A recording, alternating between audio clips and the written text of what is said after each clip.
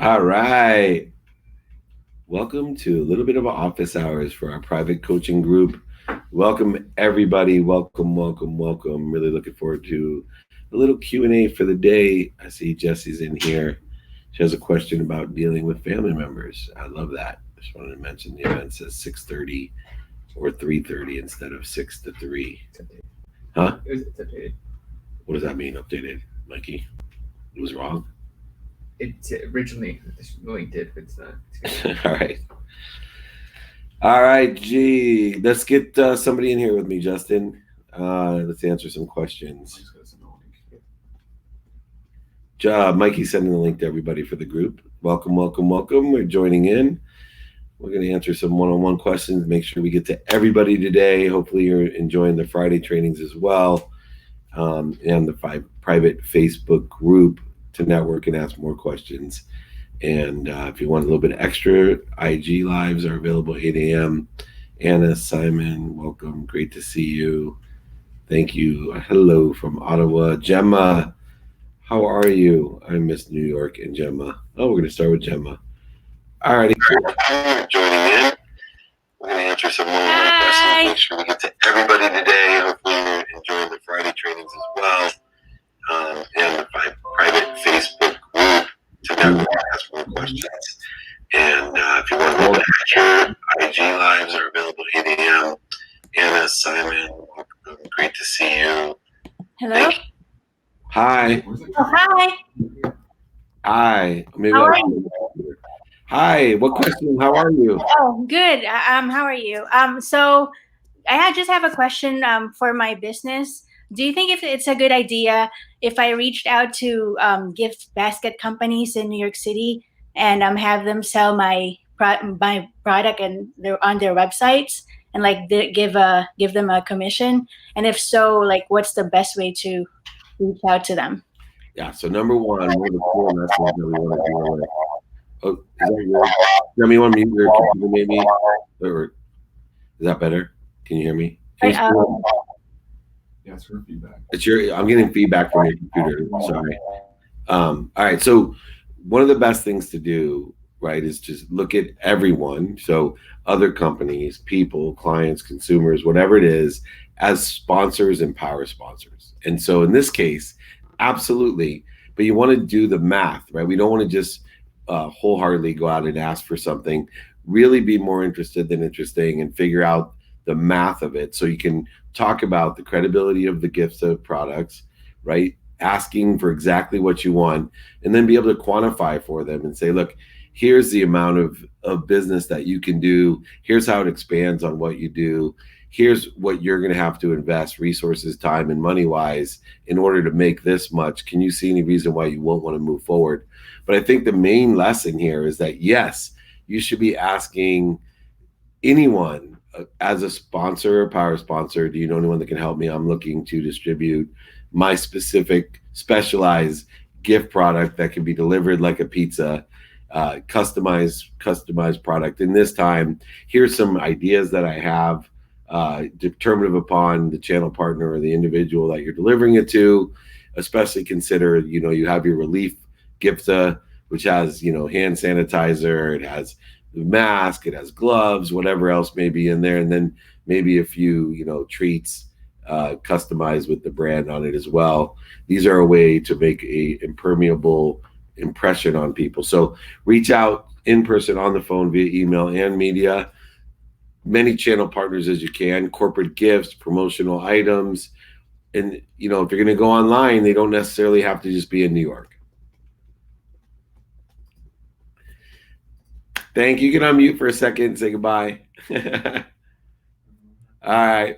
Well, I don't know if she's having feedback. Thank you, Gemma. I love you. Thank you. Great question. All right, let's bring in Jesse. Oh, hi, Hi. David. How are you? I'm good. How are you? Okay. Good, thanks. So my question, I think I already kind of asked it before, but just for clarification, I think I asked you on Instagram Live once, about dealing with like a toxic household, because I guess I've been dealing with it for a while. Like my parents are very negative and they fight with each other, and there's a lot of like tension and stress, especially with the pandemic and with me, they want me to like, get a job and be normal and conventional, I guess. So, and I've actually learned a lot during quarantine, like what you said, like being accountable, and it's taught me a lot about being grateful for what they do offer and what sort of is going on. But I'm just like wondering, like, if you, and I don't know, but I'm wondering if you could sort of help me like figure out next steps is to sort of like moving out, because I don't know, like, or like if you could point me to different resources or something, because like I don't I don't like the complaining that I have, but I also don't think that the environment is like a conducive place for my personal growth. And like I just feel like every time I make progress, there's just so much thrown at me, Yeah. you So know? there's two different issues. One is we all have to learn how to get along with those people that we're related to. And so, regardless of moving out, you want to make sure that you're working on the relationship by understanding where they're at and working on your communication the best that you can to understand why they feel a certain way and to pray for their happiness, right? So, we want to find the light, the love, and the lessons in our relationships with, especially our parents. Um, but moving out's the second issue, and I think it's good for people when they're your age to move out and to figure that out. And in order to move out, you have to be accountable and sustainable yourself. So the first step of moving out is to figure out the economics of it, right? Because you don't want to be a drain on anyone else. You want to be self-supportive, and whatever investment you want to make into yourself, whether it's having roommates, whatever and wherever you want to live, you have to have a roof over your head and food. And so looking for a job that can support yourself while, right, the legs feed the lion, while you mature, other opportunities, entrepreneurial opportunities. This is how things get done. And those people that are willing to put the productivity and accessibility in are willing to do that. So the next step for you is to figure out the math, right? Figure out the economy of it. And then two, no matter what, work on the relationships with your parents. Doesn't mean you have to live with them. The main thing that I do with my mom, dad had passed, is I know there's only four things my parents really want from me. One, they want to know that I'm healthy. So I always repeat to my mom how healthy I am. Two, that I'm happy, right? I let them know, hey, I'm happy. I can't control the way they feel, the way they fight, the way what they do. Three, that I love them, right? And then four, that I appreciate them, meaning that they've added value to my life. Now, beyond that, going to understanding of why they feel certain ways and try, doesn't mean you have to accept it, but to understand it. Say, I really want to understand where you're coming from. Why do you guys think this? Why do you want this for me? I'm not one to vote for what other people, want for me, but I'm always looking to learn from other people to see why they want that for me. It's a whole different way in perception of relationships. Is we don't have to vote for what other people want, but we should learn why they want it and what they want for us and how and where and who they get to that conclusion for. So I think taking a two-step approach for you, Jesse, one would be healing the relationship between you and your parents, and then figuring out the math of moving out. And then when you feel confident in the math of it, go ahead and move out and heal the relationship continually through your whole life with your parents. Does that sound fair? Yeah, that does. Thank you so much. That was helpful. I hope so. Thank you, Jesse. I Yeah. appreciate coming on. Awesome. Thank you. Thank you. Off with our office hours here, our private group. Welcome, everybody. Um, we'll bring Adeyemi on. There he is. Awesome. Can you hear me, David? I can hear you. Nice to be here. I really appreciate what you've been doing for the community so far. But I just have two questions to nag you with a little bit today, and I'm hoping to get a little bit of a more technical or tactical approach as to going about this. And the first one is going to be about building relationships, and the second is about meditation / vibrating higher. So about building relationships, I'm really curious to understand how you go about creating and attracting real meaningful relationships and just relationships in life in general, because personally, I've moved across different countries a lot. So I sometimes generate friends in one city, and then 6 months to a year later, I'm in somewhere else, and I have to do that again, right? And I'm also curious as to how to attract these relationships, not only at my current social level, but also at the levels above me, right? So I can sort of tap in and keep going and ascending higher. So how do you do that? Any advice here would sort of be quite good. Yeah, so I think relationships exist on three levels, and one is the conscious level. These are people that I think with, I speak with, I act with at that conscious level. And so, in order to build relationships at a conference at a conscious level, I use four platforms. Right, in person, I put myself in person around the people that I want to be around with. On the phone, I'm calling the people that I want to be around with. Via email, I'm communicating via email with them, and then media, right? These are the conscious ways that we surround ourselves or create relationships in that context. Okay. The next is the subconscious way, a little bit more complex, but to me, the context of subconsciousness relies on your neural pathways and your beliefs and 40,000 of the same thoughts that you have every day. So the relationships that exist in my belief system are ones that effectuate my faith.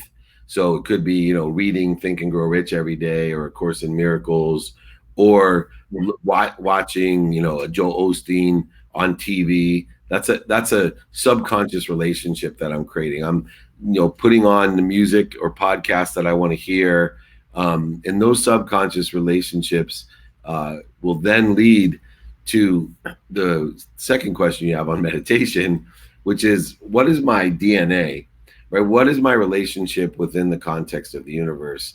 My personality traits. It's really a context of what is my relationship with myself, because that's what determines my relationship with everything else. And understanding the counterintuitive nature of understanding self, looking introspectively in order to understand all exterior exponential exterior relationships that I have. Because remember, relationship isn't just to a person, it is in the conscious level, but it's a relationship that we have with a plant, right? What is our relationship to an idea, to God, to source, to Buddha, Muhammad, Joseph Smith, whatever it may be? What is our relationship to the past? What is our relationship to the future? What is our relationship to those things in which I cannot see? What is our relationship to our ego? Those all exist in the conscious and unconscious context of our lives, manifesting itself in our personality traits, characteristics, obsessions, and addictions. But most importantly, where you'll see it manifest itself is in a frequency or a vibration. And so most people remember, way back when the movie The Secret talked about the laws of attraction. Well, the laws of attraction I don't believe you can't sit in a chair and dream about having a Ferrari, and the Ferrari drives up in your driveway. I believe it's within the context of the conscious, subconscious, and unconscious continuum. If I pay attention to with what I think, say, and do, and I also give intention by what I believe in my actions, and I put the law of Goya, get off your ass, in effect, eventually my frequency or vibration will call out to all that I have a relationship with and materialize as a co-creator, a commander of the universe, working with a collaborator. It'll materialize itself faster and more accurately as I practice this continuum again and again and again. And so I think the relationships have to be deciphered in these three different realms, because some people just work within, like Jessie, she is very focused in on her physical relationship with the humans called her parents.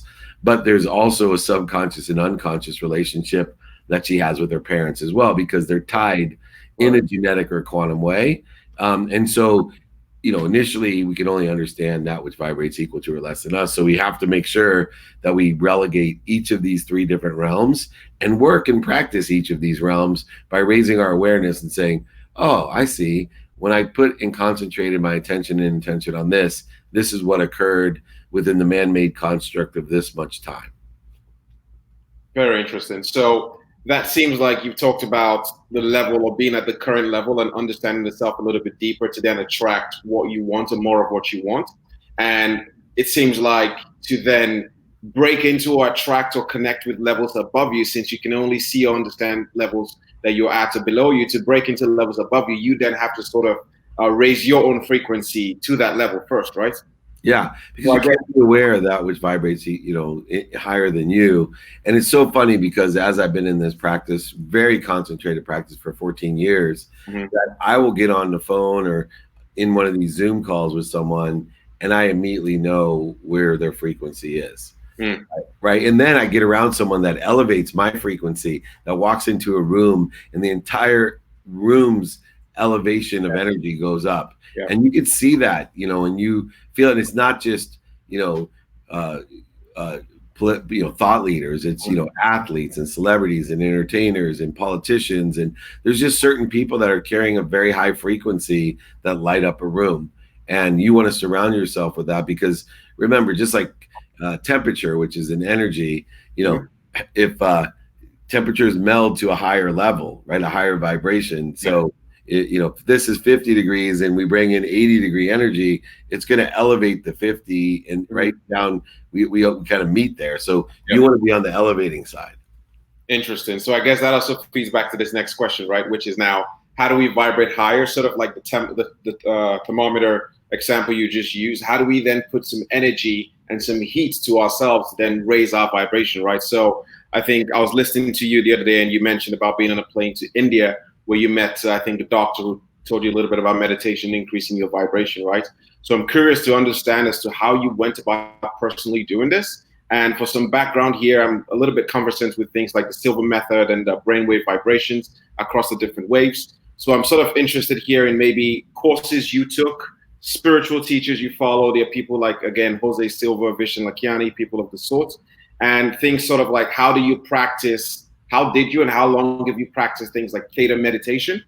What's your next step as well? And is there any soundscape or brain waves you use to sort of get yourself deeper and quicker into these different brain states? So a little bit more tactical advice here as to how we can go about that and raise in our vibration quite quickly, and maybe courses, people we can follow and gain some insight from. Yeah. So for me, it's Dr. Sangeeta Sahi has been that person for me to coach me and guide me in theta meditation and quantum healing. And it's a practice that I've used in order to elevate my physical, subconscious, and unconscious energy, my awareness. It's a 20-minute practice. I haven't used guided meditation for years, although I did when I started. And just there's videos on YouTube. Dr. Sangeeta gave me some guided meditations as well at that frequency with music, etc. But now there's 7 different planes of vibration according to the theta. So I go through those planes pretty quickly. But the main thing about what you're talking about, I think everyone that's listening, because I know, one of the benefits of group is that you and I get to talk, but everyone's like, holy shit, I don't know what they're talking about. Meditation is a practice. Mm-hmm. Right. So I think the closest I can come to explaining meditation to people is golf. Why do most people quit golf is because they go out, somebody gives them a golf club and their expectations are so high and they can't hit a ball. Mm. Right. And they spend time, energy, emotion, and they just can't hit it.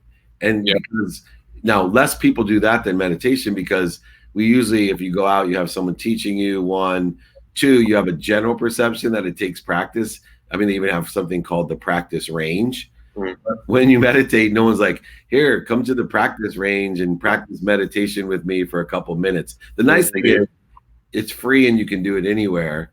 And there's a whole bunch of ways to start, 1 minute of meditation a day and build and build and build. So you're not slicing and hooking the ball your entire life and feeling like you're out of alignment. But I'm very focused and specific on theta meditation. It works for me. I have a rule about like my bracelets and tracing calligraphies. Yeah, I noticed them as well. You know what? There's no risk to the stuff that I do. I don't ever tell anyone else it's going to work for them. But what I will tell you is, hey, wearing certain beads helps me and there's no risk. Try it out if it's good for you. Keep it. If it sucks, give your beads away for a Christmas present to someone that likes them. Same thing with my, I trace calligraphies.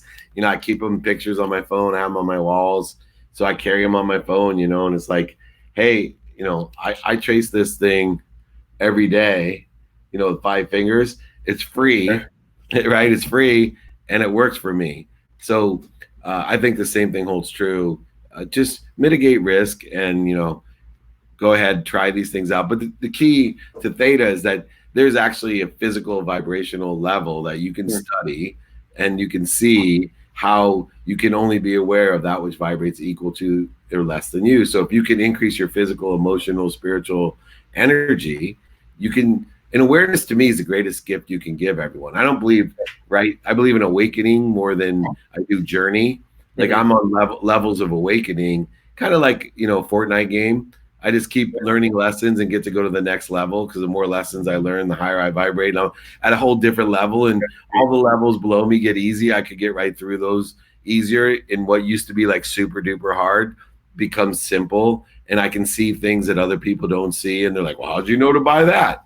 I have an awareness, right? How'd you know this was going to happen? Because I'm vibrating faster. It's just clear. And that's what motivated me to get into meditation. I think if you may have heard, like, Dr. Sangita, I was very resistant to wasting my time meditating. And she's like, oh, that's too bad. I could teach you when to buy or sell. And that awareness, at that time in my life was worth more than anything else. Yeah. I think I'm chasing the billion as well, just like you are. I equally have a black obsidian and tiger eye bracelet. Works for me equally. I think I'm going to be greedy here. Do you mind me messaging you just to gain some understanding? I think you mentioned 5 fingers, calligraphy, and some other information about, I think, Dr. Sangita. If you want to share that, yeah, I think that would be super helpful. And we could post it too, right, Justin? You can give Dr. Sangita Sahi. Yeah, we'll post that for everyone. Cool. All right, I'll drop you a message. Thank you, David. We'll see you soon. Cheers, buddy. Thank you. Yeah. All right. Next up, these are good. I appreciate everybody. And Anna's going to come in. Hi. Hi, how are you? Thank you for your patience. Good nice to see connect. you. Thank you so much for what you're doing. My question is about attending a lot of online conferences, and some of them are unrelated. So just in the last couple of days, I have sports psychology, and everybody gets on and networks in the questions, and then we kind of get to know each other. And then I have Israeli startups, and there's a lot of connection that could happen between those two. But then I get overwhelmed at the end of the 3 days of conferencing and networking and dialoguing and typing.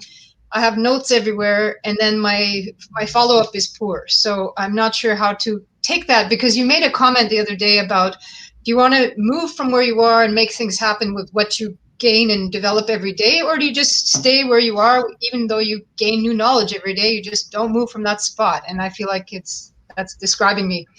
Yeah. So what we need to do is take inventory of our values every single day and figure out our what. I think when we know our what, regardless, you could talk about going to conferences, several conferences. Everybody has 24 hours of activity a day, and they're filled with a certain amount of productivity, accessibility, and gratitude. And if we take our inventory of our values and intentionally tell ourselves, this is what I want to get out of that, right? And so take all those conferences, although there's a million different things that you could get out of it, and that's what's paralyzing you. If you went in there and said, here's my personal values today, here's my experiential values today, here's the giving values today, and here's my receiving values today, it would be very clear what you want to get, and then you can prioritize what you got by what's most important, aligned with the values that you took that inventory of, just for a few minutes, even a day. But I have found that taking inventory of my values, asking and attracting, student in my calendar, doing it now, and practicing ending fear, these 5 cornerstones are must-haves in my life, especially giving myself the guidepost, the clarity, the balance, and the focus. When I take inventory of my values, I have clarity on what I want. I then balance all day everything that occurs, the people that I meet, the coincidences that I have, the food that I eat. Everything is then, right? I'm clear on what I want for the day. Then everything's balanced within the context of those values. Then I am so laser focused. When I'm focused, that means I'm not only paying attention, but I'm giving intention. And then what does that do? Mathematically gives me advantage, because coincidences start happening in my life. And everybody's like, oh shit, Dave Meltzer's so lucky. No, it's math to me. It's literally math to me. And when I wasn't doing what I was supposed to doing, all of a sudden I was unlucky for the first time in my life. So I went through a period where, like, subconsciously and unconsciously I did it. Then I started doing the wrong things and I was unlucky. And then the last 14 years, I've not only utilized what I have subconsciously and unconsciously, but I make a hyper conscious effort of taking, this inventory to the what is so important. And I think once you do that, your whole life will change immediately. Mark my words and let me know. Okay. All right. Thanks. That's awesome. All right. Thank you. Thanks, Anna. Yeah, that's a good one for everyone to listen to. I think we have Shannon next. Perfect. And Dominique. Hey, David. How's it going? Awesome. Thank you for joining me. Yeah, our leadership team has been watching you for a while. I've been watching you for a while. Very appreciative for all the stuff you've been doing. Thank you so much. Well, give me a good question so we can help everybody. So our question was just as far as recommendations for where to look for kind of high quality key players. We're trying to launch a new company. We want to make some new hires. We have some flexibility there. So just kind of recommendations on where to look, what sources to use. Yeah. So the nice thing about right now is there's huge relationship capital available, unlike 12 weeks ago, where there's a heavy shortage. So what I would look at is divide out the three things that you're looking for. One, the skills that you're looking for. Look at the knowledge base of a person that you're looking for, and then decide on the intangible, what type of desire person are you looking for? For me, I look for a must be what I can be, someone that already has gratitude, forgiveness, accountability, and lives an inspired life. They may not have always had the things that are pertaining to the skills and knowledge, but they've just accelerated with inspiration in their life. And so what I then would do is look and see companies that have laid people off, and there's so many of them, that have employed those types of people with the skills, the knowledge. You can't quite determine. Sometimes you can see like a culture that a lot of people that have worked for, Google or other companies may have a culture or an inspiration that you like, and you're determinative upon that. But there's so many people looking right now. I would reverse engineer who's laid people off, who's available, and then go ahead and put out into that direction, intention and attention. Hey, we're looking for people that have worked for this company in this specific business unit or whatever it may be. Or you can go right for the skills and knowledge. I have found LinkedIn, Instagram, social media has been great as far as, I've been looking for really good editors, graphic designers, and I'm just telling you, the people that we've hired in the last 8 weeks, not to put down the people I've had, but I've had to struggle to find the caliber of people that I have. They're like a dime a dozen now to find. So you're in a really good spot. But I would use the skills, knowledge, and desire platform to find them. Okay. Nice. Oh yeah, that's helpful. Hey, I just have one more quick question, David. We have part of a web-based app finished out, kind of like the engine part of it. So we're looking for basically a group to help us finish the web-based app. Have you ever dealt with that, or do you know like who we? I have a recommendation for you. I have a group for you that's really good, and if they can't help you, they'll have a whole network of people. So just a really good group. So I'll say, Alex, just if you want to reach out, Alex Eisman. Let me get you the contact information for Alex Eisman. Okay. Okay. Cool. Thank you. All right. Cool. Thank you, Shannon. Thank you, Dominique. All right. Heath, you're up, my dear friend. Here we go. How are you? Doing, man? Doing great. Good. Doing great, David. So first of all, I want to extend my gratitude to you for putting these on and for offering your group coaching, and of course I bit right on that because I'm excited to grow and learn. But my question is, and I guess what I'm after is some clarity, because you've mentioned several times angel investors versus power sponsors. And can you just, for my sake and for everyone else's, give us some clarity on those two? Yeah, so it's actually sponsors and power sponsors, right? A sponsor knows somebody that can help you. A power sponsor is probably an angel investor, is someone that can help you themselves and they know someone that can help you. And so remember, when you're looking, you have really distinguished too on the investment side. I don't believe in strategic investors. I believe in investors, somebody that sees value in what you do and are willing to give you money for a higher return on their money with great confidence. Some of those investors will be strategic, right? Some want to be active in the business, and it's almost a reverse psychology. When people give me the blowhard, I'm only looking for strategic investments. I don't want to do business with you, right? I want someone that's looking for both, and also someone that's qualifying strategic investment, meaning this. I want investors to invest money believing in what I do will give them a return on investment.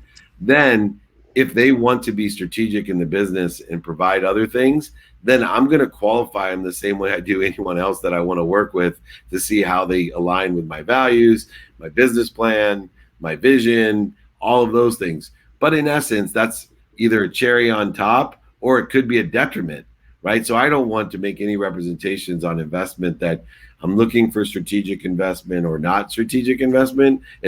I'm looking for investment, and then let me leverage to see how you can help in other ways. Does that sound fair? Yeah. Yeah, that's good. Yeah, I do appreciate that. And I guess what with my business is of course I want to grow. I think I have a pretty solid system down, but I'm trying to decide if I want to give up any equity for exponential growth or just manage the organic growth I'm experiencing as I go and maintain full control. So it's not that I'm scared, it's that I'm trying to weigh out my differences and be cautious. Right. It's math. It's how much do you believe. If you believe 100% that you're going to be successful, then you're not going to give up any equity. If you're hedging that and you're 75%, you might give up 25% equity. I'm very strong on math and time and tolerance and time and risk tolerance, and I'm very pragmatic about calling bullshit on myself or bullshit on others. Right? It's like if I was, I would never, and I haven't taken any investment in my companies in a long time because I literally believe in what I'm doing that much. But when I didn't, it was like I was always hedging my bet. I got a couple of my coaching clients, the one-on-one clients that I have, and they've been hedging, milking, selling off, taking cash, because they don't believe 100%, right? And they give this whole abundant, I want to share in the profitability. Look, I'll share in my profitability like Warren Buffett, right? God willing, I'll have $100 billion and I'll give it all away. Right? That's a lot better than letting other people risk their money on Dave Meltzer and lose money. I'd rather be 100% accountable for what I'm doing. And then when I make everything because I'm right, then I'll just give it away to everybody. That's, to me, it's like so many people play around with stories, emotions, overselling, back-end selling, manipulating, especially when it comes to the money side. I try to call it like it is and allow people to do the math in their head and say, yeah, and it's okay to do a business if you're 50% sure and sell off 50%. There's nothing wrong. It's still math, right? You still got a 50% chance. So that's my feeling on it. Hopefully that helped, Keith.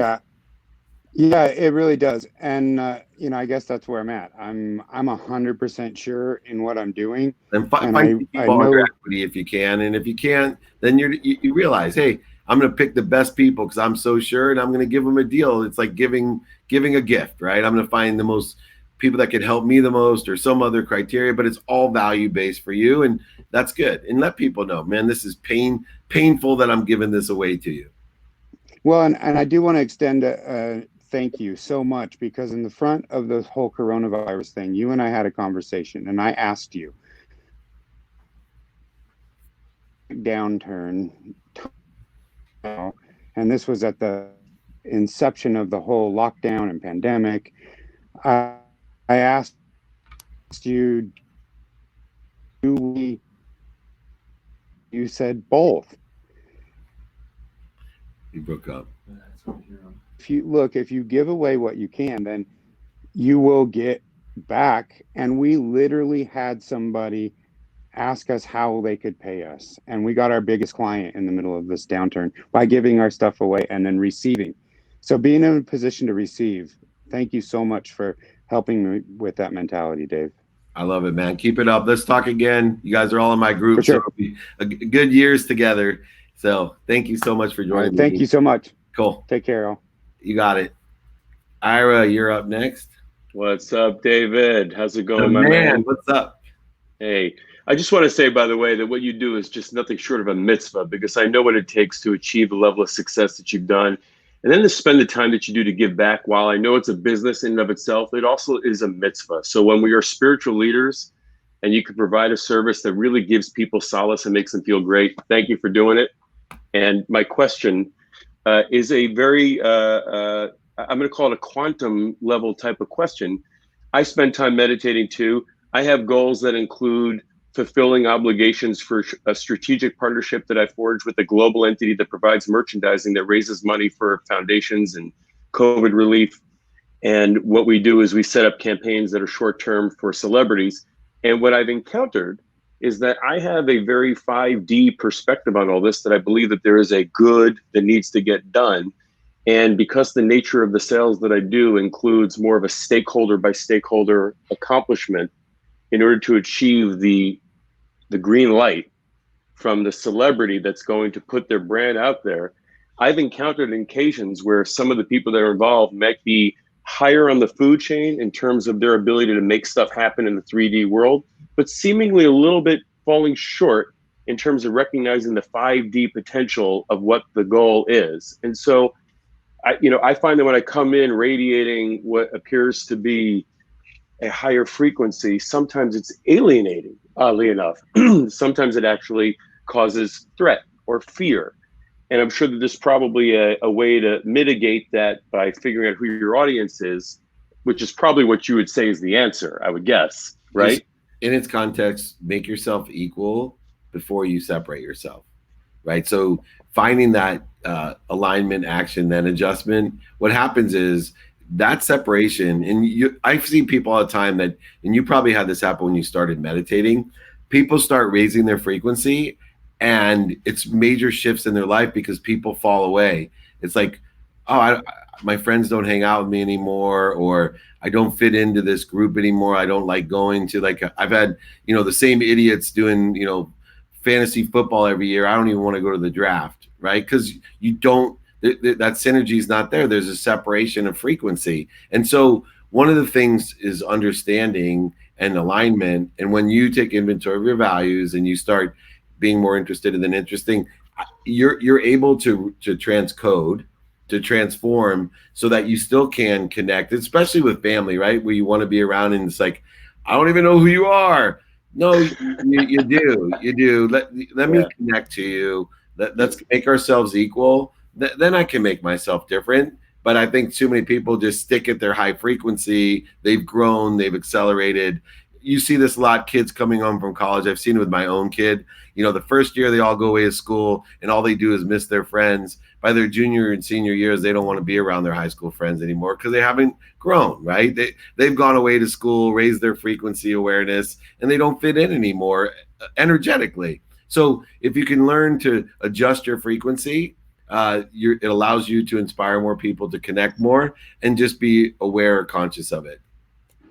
Right. So it really comes down to, even though you may have relationships, like, for example, in this case, I've got a guy that manages a major activist who's at the fulcrum of what's going on in the George Floyd case. And this activist that's involved is someone who is managed by someone that I've known for 10 or 15 years who knows me in one way.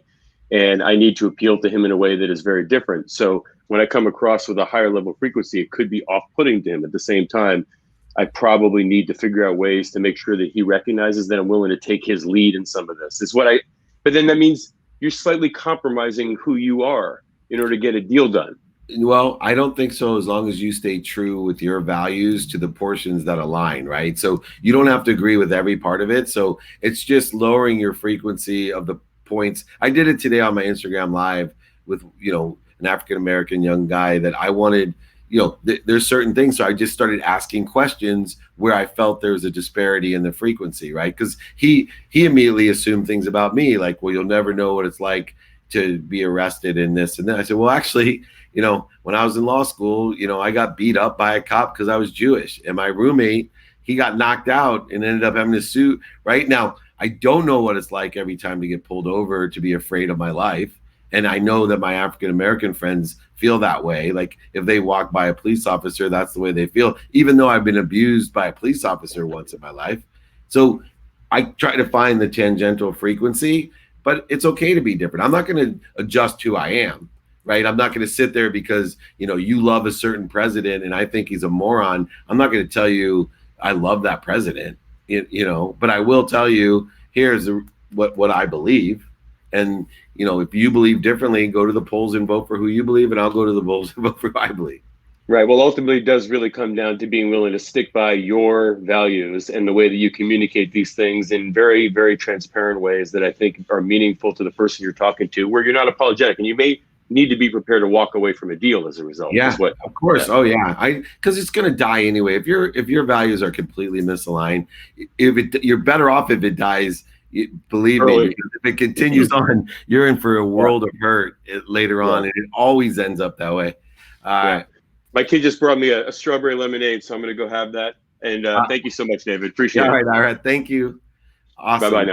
Great questions today, guys. I love this group so much. This is one of the best ideas I've had. Gigi, you're up, I think. Hi. Curious George, how are you? So thank you for everything. Like applying what you say, it gives me clarity, and I'm taking a lot of actions. That's like you clear out the blockage. And also, I would like to ask you if we could do like an Instagram live or something like that, because I want more people to hear what you say, especially this time, because I was hearing what you said today about statistics and things like that in your life. And if you look at the news, you think that things are worse. And my goal, and now I'm talking to a lot of people, and it's what you said, find the silver linings and admitting what you don't know. And also I'm thinking to start kind of mentoring sessions for young kids, because they will have exams and things like that. And I think I want to go into that, because you say find your voice and your vibration. And for me, it's more of a young audience that don't have the guidance that I'm finding through people like you. So what would you think like that? Because you have teenage kids, daughters, and if you think that's something that will be useful for them. Yeah, absolutely. You can start with my kids, because they're not listening to me. And last night, especially when I went downstairs, and there's like only supposed to be 6 children at my house outside, not in my home. And I'm like, wait a second. And at 10:30, they're like, what are you doing up? I'm like, you need to talk to Gigi. So yes, absolutely needed. And look, my frequency, resonates at a certain level with certain people, and yours will be another. If that's your place, they're especially pick TikTok. They're looking for more education and more mentorship on TikTok for those kids. Instagram, obviously, you want to stay away from LinkedIn. Those kids aren't on there right now. And, start developing your clear message, strengthen the signal. And I like that your spectrum. And then just reach out to Jake at my office, and we'll just arrange you coming on Instagram Live, and would be more than happy to have you come on live. Okay. Yeah, I think that would be incredible, because also I think we can reach two types of audience like yours, people like me, but also people, because they feel more comfortable. I know how I was. Yeah. Who's like in between. Okay, thank you very much, and thank you for you're doing amazing, and for the trainings as well. Thank you. You guys are great. Perfect. Cam, you're next, my friend. Gigi's great. Hey. Hello. How are you, buddy? I'm great. Thank you very much for this opportunity. Yeah, what's the question for the day? So before I joined the group, you had given me the advice to write out my lessons and then write out stories that either are from my own experience or from others. And I've done that. Or make them up. Combined story, yeah. Yeah. And so I've done that. And I've noticed even before that, I had a bunch of stories and lessons, and I would share those with people, and they would usually have quite a big impact. Even just last night within the group, Murray Martin I think I mispronounced her last name, but she's put together these live calls every week where a few of us get together. And even just last night, I noticed I was like, wow, I've got stories that just keep coming up out of nowhere. The problem I'm running into is, like Seth Godin talks about this, the idea of finding better clients. So finding clients that will allow you to sustain what you do so that you can help more people. And I've struggled in that department. So this goes back to segmentation, right? So we're attaching our emotions to an outcome that, hey, I want to be able to do more, so I need more of these, instead of saying I'm going to do more, so I get more of these. So let me explain. Keep practicing the stories and the lessons and stay consistent in it. If you get and put attention on, I'm just going to give an idea. Let's say you need $100,000 client. That's what you want to have, $100,000 client. Well, I segment and say, okay, I want $100,000 client, and then I want 2, and then I want 4, and then how many segments are possible? Because I don't know what capacity you have for clients, but let's take it out to whatever number it is, and then pick the first period of time for one. And I did this the same with my mission. Someone asked me today, like, how'd you come up with empowering over 1 billion people to be happy? I said, I actually, doing the math, I wanted to see how long it would take me to find one person that I could teach gratitude, forgiveness, accountability, and inspiration with the matrix of inventory of your values, asking and attracting, student your calendar, do it now, and practicing I need fear, and teach them to a point where not only they were living by this and it changed their lives, but they could teach somebody to do it, and they could teach somebody else to do it. And I started kind of training, not with the $1 billion idea, but like 20 years ago, about empowering others to empower others. And over the last 3.5 years, really kind of focusing in on, okay, it took me this long to get one person. And then it was just, now I was confident and could start branding myself, because I knew that, I have 60 years, probably, at least 60 years in my existence. I'm a manifester. So I'm living to at least, I'm born on January 11th. I'm living to at least 111. So I got, at least 60 years. And I started saying to myself, all right, can I get 1,000 of these people in the next 60 years? How does that segment out? And I think you can do the exact same thing with getting the clientele that you need. Go get one. See how much time it takes, because you're only going to get better. You're only going to get better at it. Yeah. Right? But you got to get one. I have a lot of clients that are doing these like $1 billion PPE deals. They're all over the place. And I'm like, dude, just get a deal for $50,000. Forget $500 million. Right? Show me how long it takes to do this. You're only going to get bigger deals and faster deals once you get one deal. But you're going to stay here until like the next pandemic. By the time you get one of those deals, you'll be prepared for 2086. You'll be right there. You'll be fine. So take that scalability approach, Cam, and you'll get there. Does that sound fair? Yep. Yeah. Thank you very much. You got it, my friend. Thank you. Good deal. Stinson's up. Hey, what's going on? Dude, I love that smile, man. Look, we got Team Nike here. We got to get from these guys. Nike, man. You're not 2 better looking guys in the whole world. Look at that. All this free branding from our group. I know, man. You must have been in my closet this morning or something. Couple questions real quick, rapid fire. Number one, I'm curious, what frequency am I on? Like, what do you pick up from me being on camera from our interactions? Like, straight brutal honesty.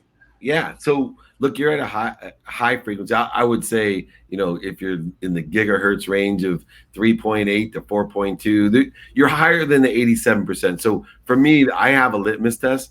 87% of the people on Earth live at a frequency where, regardless of their values, they can be told what to do and do it for a specific reason, right? Meaning, like, literally, you could tell someone, you hate these people, go to war with them and kill them, right? That's an innate human existence. Right. 87% of the people live at that vibration, which is the problem of why we have the recidivism that we have with separateness and racism and segregation and all of the discrimination that everybody faces. Is because that we're fighting 87% of the people that are at a lower vibration. You're above that vibration, Right.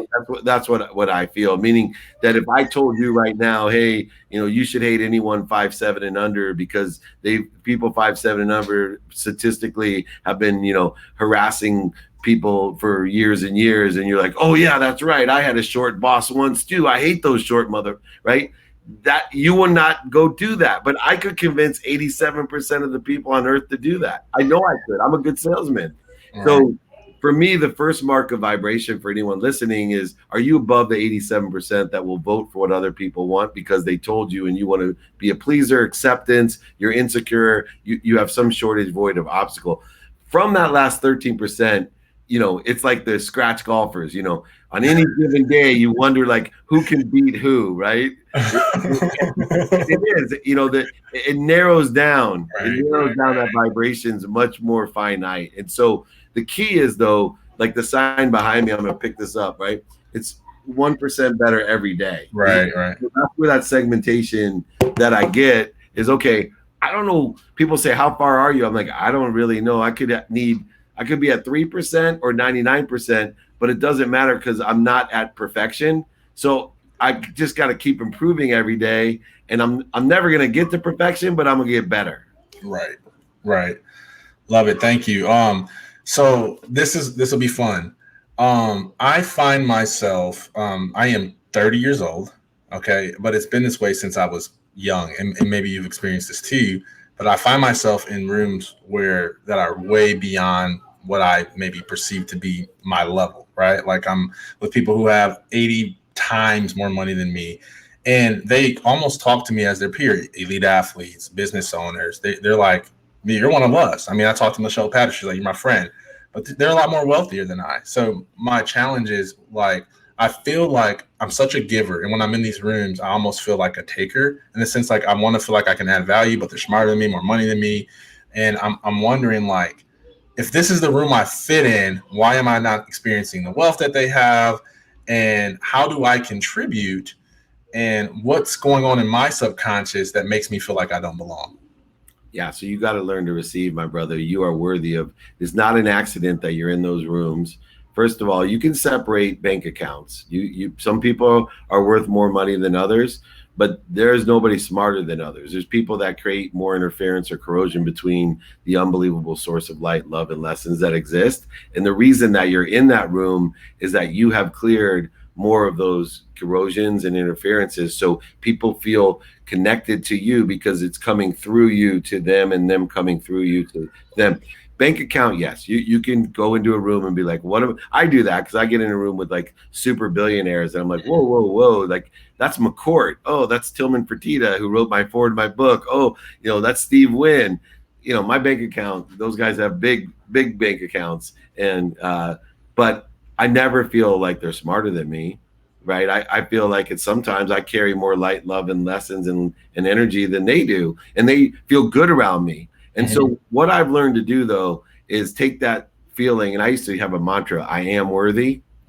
So I would go in the room and I would say to myself, I am worthy, because I want to receive as much as I can so I can give it. And I feel, Stinson, you're the same way that I am. Look, I got everything I have. Like, I'm buying my daughter a car for her 16th birthday.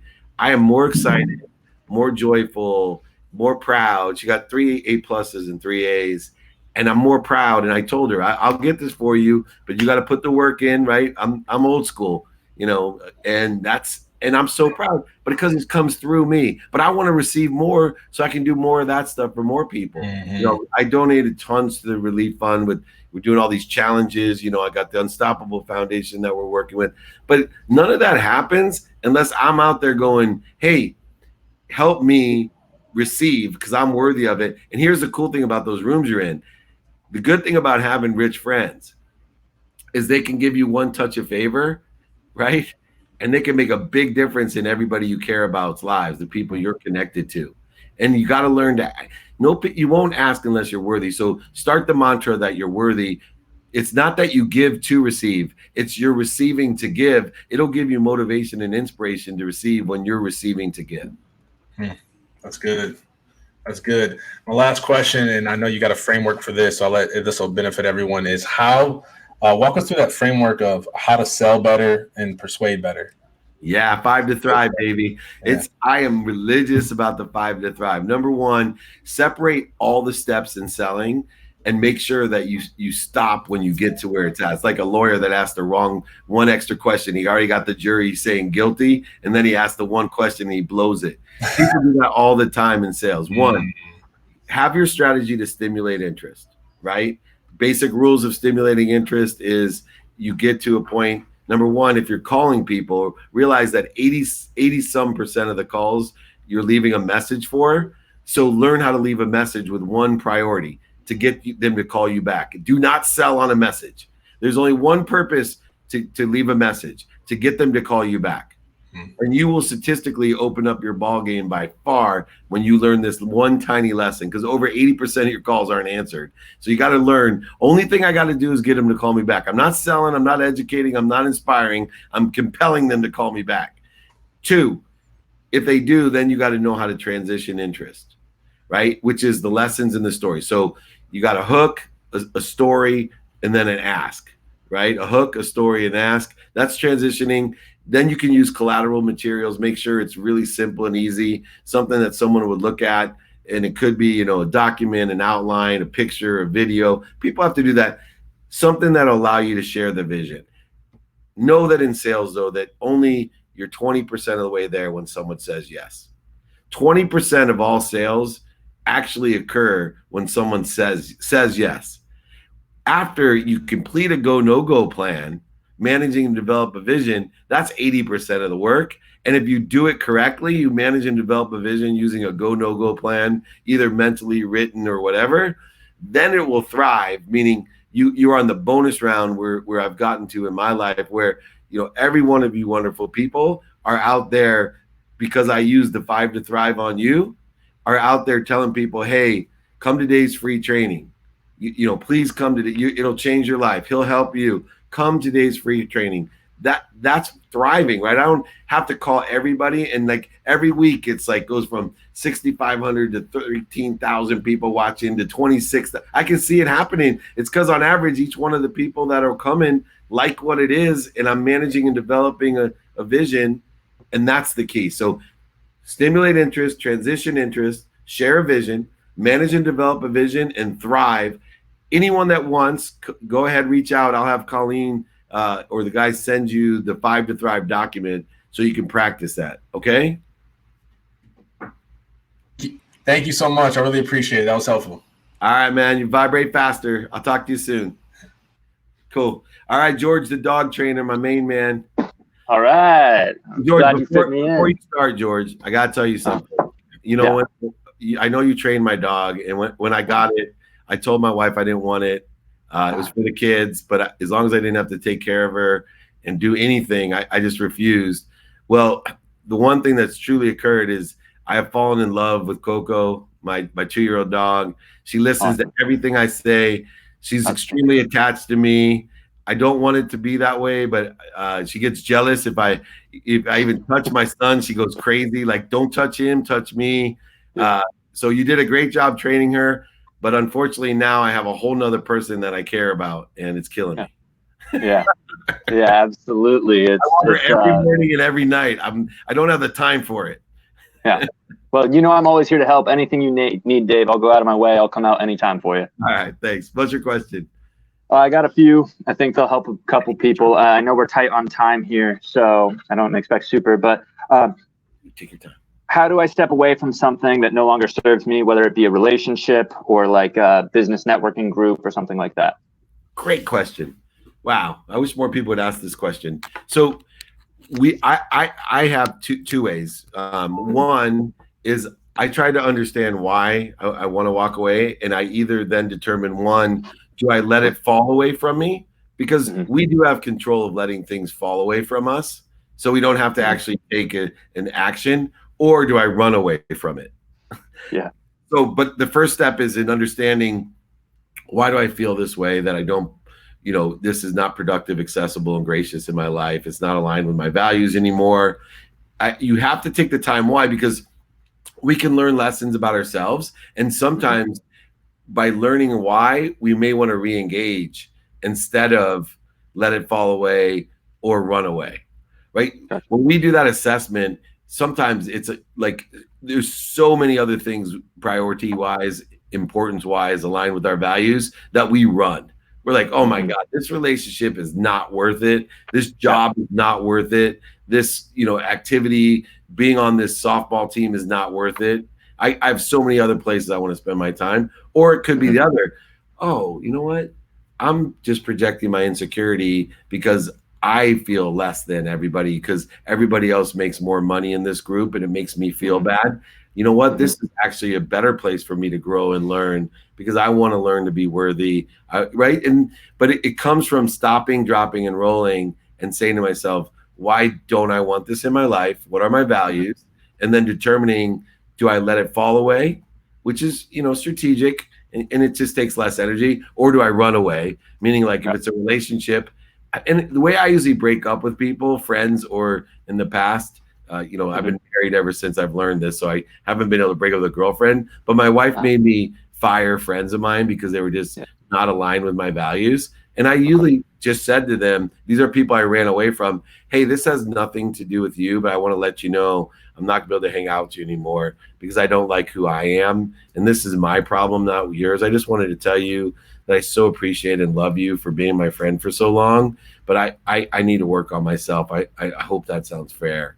Please support me. And like all of those dudes are still respectful of me. And a couple have come back in my life. A couple my wife will not let back in my life.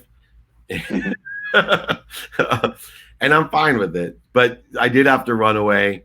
And I do still find times where I'm like, I don't want this in my life. And I ask myself why. And it ends up being my own problem. And then I go ahead and reunite because I want to learn and fight through and learn and grow from that experience. Okay?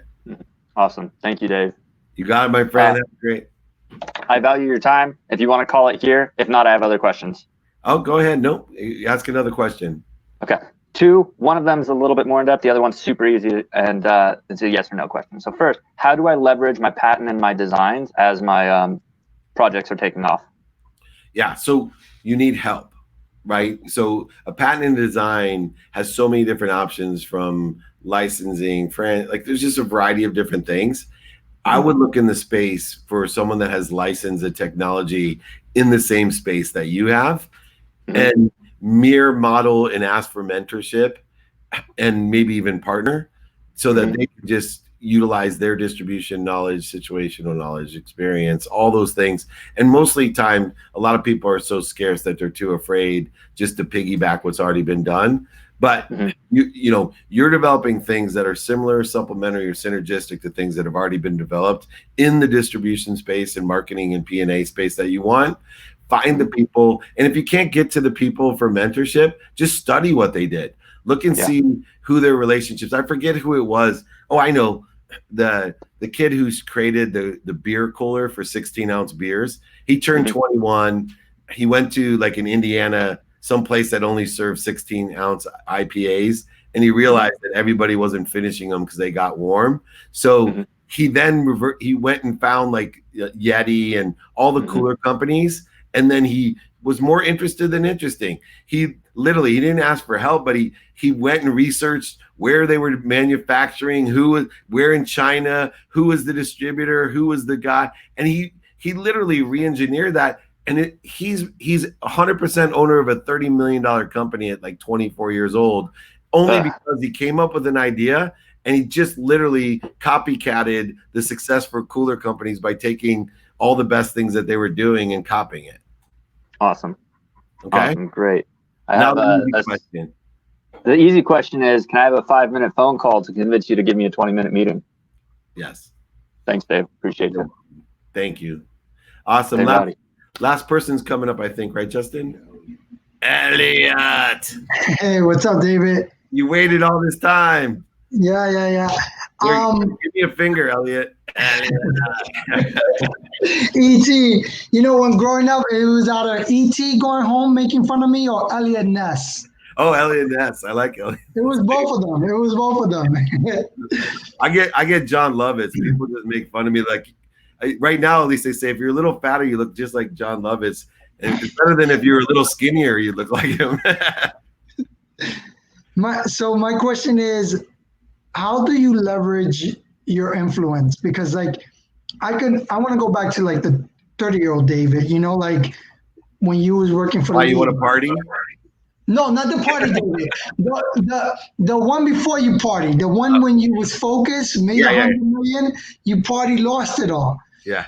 But even the party David, somehow you knew how to manage and leverage your relationships, which was like Lee when you met Lee, or who you had it to leverage. Even when you did when I heard your story about the cell phone, when I studied you, how you became a millionaire doing cell phones, and you stopped being an attorney, you became an attorney because of your mom. Like, but you leverage your relationships. Is like how do you maximize it? So relationships are about giving, right? So as much as I would give, my relationships were giving to get something. People always wanted value. Even though I had a condition, a judgment, acknowledgement, reputation, recognition, I would give, right? My relationship with my mom enhanced because I bought her a house and a car. I had an expectation for her to treat me nicer than my other siblings. I wanted priority. I wanted to be able to sleep in the guest room and they could sleep on the couch. Like, this is the kind of things that went through my mind. But I think relationship wise, I was always a giver, even though I gave the wrong way. I was more a trading, judgment and condition and expectation and acknowledgement. I still gave, I still gave my brother a down payment for his house, even though I expected something back. And all my friends I would give, but I was always giving to leverage something instead of just unconditionally giving. So once I took it to the next level, after I was 30 something, and I give, literally I focus in on receiving so I can give unconditionally, right? I use all my skills, all my knowledge, and all my desire to receive as much as I can to give. And it just keeps cycling. Nobody can tell where the giving starts and the ending and the receiving ends, because giving and receiving are one to me. So I think focus in on how much value that you can provide. And let me give you another context of it, Elliot, real quick. When it comes to relationships, I have 2 relationships, not one. First relationship's the most important. And I'm not going to talk on a religious context because everyone has different religious beliefs. No, I'm open-minded. Go ahead. Whichever one you want to do. My first relationship is to the most powerful source of love, light, and lessons that exist. I'll call it God. Okay.